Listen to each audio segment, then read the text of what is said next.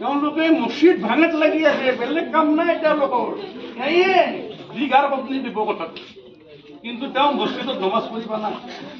5টা ভোট পাই হাৰি গ'লে। গতিকে আমাৰ দলৰ লগত থাকি আমাৰ দলৰ মানুহ মোৰ লগত চেলেঞ্জ কৰিছে, বেলেগটো বাদ দিয়ে এইগিলা, বেলেগ গিলা কাম কৰিছে কি ক'ব নোৱাৰো। আপোনালোকে শুনক কথাটো, এইটো মই মিছা ক'ব লগা নাই। আৰু আমি ভয় নকৰোঁ, আৰু পিছফালকো ভয় নকৰোঁ, বন্ধুকো ভয় নকৰোঁ। 14 চনৰ পৰা ৰাজনীতি কৰিছিলোঁ, বডিৰে গুলে মাৰে, কেইটামান গাড়ী দি খুন্দে মাৰে। তাতে আয়ুব খৰা বুলি কৈ চুলতানক জিতাৰ কাৰণে লাগছে।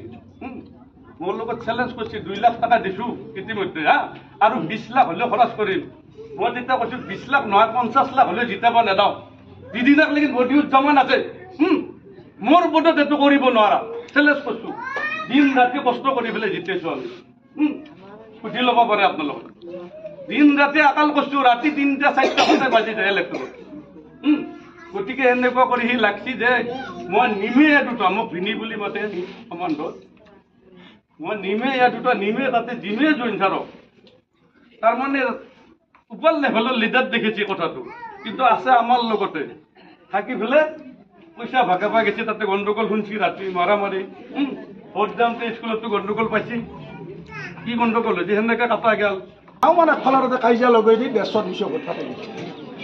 আমাক চিপৰাং মাৰা ৰাজনীতি, অৰ্থাৎ আমি কোনোবাই যদি এনে সাধাৰণ গাঁৱৰ মানুহ কাৰোবাৰ কাৰণে লাগি আছে সেইটো বেলেগ কথা। আমাৰ লগত কমিটিত দলত এটা বিষয় বাবদ থাকি পেলাই যদি আমাৰে অংকটো বেয়া কৰি দিয়ে, সেই মানুহক যদি আমি পুৰৰ বিধানসভাক লাগি ৰাখোঁ, তেতিয়াহ'লে আমাক আৰু বিপদত পেলাব। গতিকে মোৰ হিচাপত এই মিটিংখনৰ জৰিয়তে এটা প্ৰস্তাৱ হ'ব লাগে যে সেই চিপৰাং মাৰা ৰাজনীতিৰ মানুহ 2জনক ভাৰতীয় জনতা পাৰ্টিৰ পৰা অব্যাহতি দিব লাগে।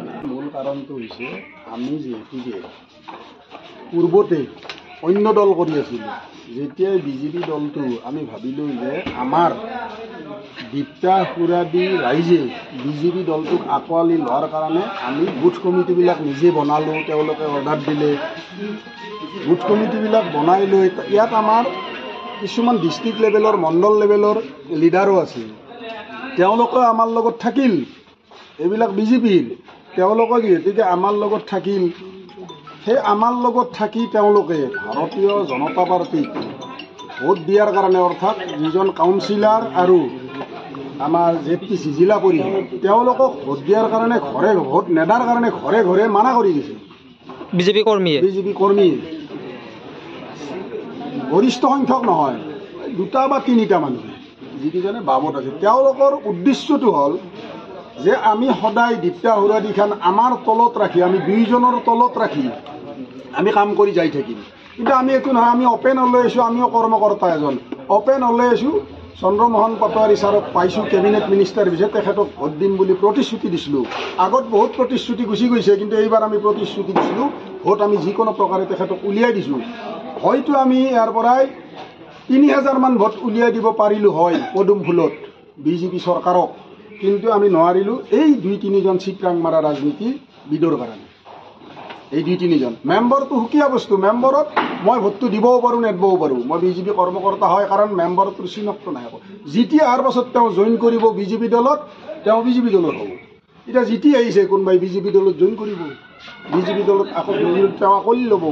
কিন্তু হয়তো ৰাইজৰ এটা ধাৰণা আছিল যে আমাৰ ছাপৰ্টত আমি এটা মেম্বাৰ দিছোঁ, বিজেপি কৰ্মীৰ ছাপৰ্টত এটা মেম্বাৰ দিছোঁ, এনেকুৱা ধাৰণা আছিল ৰাইজৰ। কিন্তু সেই ধাৰণাটো আমাৰ নহয়, ৰাইজৰ আছিল, আমাৰ নহয়, কৰ্মকৰ্তাৰ নহয়। গতিকে বস্তুটো হ'ল কি, আমাক যি এই পদুম ফুলত চিপৰাং মাৰা ৰাজনীতি কৰিলে তাৰ এটা বিচাৰ লাগে। আমাক যিকেইজনে কৰিলে তদন্ত কৰি আমাক তেওঁলোকক আমাৰ দলৰ পৰাই অব্যাহতি দিব লাগে। আমি সেইটোৱে বিচাৰোঁ, যাৰ কাৰণে আমি ইয়াৰ প্ৰতিলিপিও ওপৰ মহলত পঠাম। এইখিনিয়ে মোৰ ক'ব লাগে। আজিৰ মিটিংখনৰ মূল বিষয়বস্তু হৈছে আমাৰ দীপ্তা সুৰাদিৰ 2খন গাঁৱৰ মাজত আমাৰ 6টা ভোট আছে। 6টা ভোটৰ মাজত আমাৰ নৱনিৰ্বাচিত আমাৰ প্ৰতিনিধি 5জন আছে।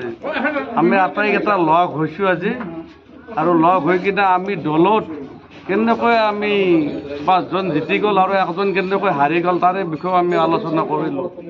আৰু তাৰ উপৰি আমাৰ জিতা কেণ্ডিডেটকেইটা জিতাত আমাৰ কৰ্মীবিলাকৰ কেনেকুৱা এটা কষ্ট হৈছে তাৰ বিষয়ে আমি এটা অনুভৱ কৰিছোঁ।